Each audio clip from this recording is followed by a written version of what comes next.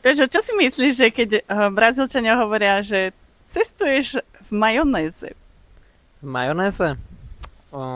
Niečo jak u nás sú sardinky? Že to je natlačených ľudí v autobuse? Nie.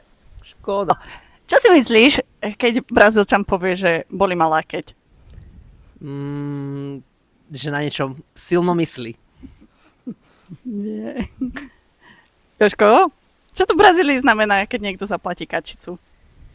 Kačicu? Pár korún, jak v Čechách. Pár kaček, čo? Skoro, no. Jožko, a vieš, čo znamená, keď v Brazílii povedia, že zostane v omáčke? Ostane vo mačke? Ostane to v rodine. Nie.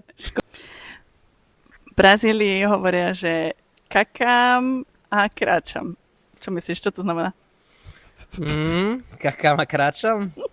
Kakám múdrosti. A Jožo, vieš, čo znamená, keď Brazílčania povedia, že počkám, až kým slnko ochladne? Keď majú nejakú lásku a chcú ísť za láskou a čakajú, že až kým ochladne, aby bola dostupná nejaká žena. Nie. A čo vy?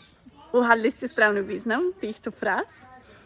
Sú dosť náročné. Ale ak chcete vedieť viacej o brazílskej kultúre, cestovaní a všetkého, sledujte tento profil a poďte do Brazílie.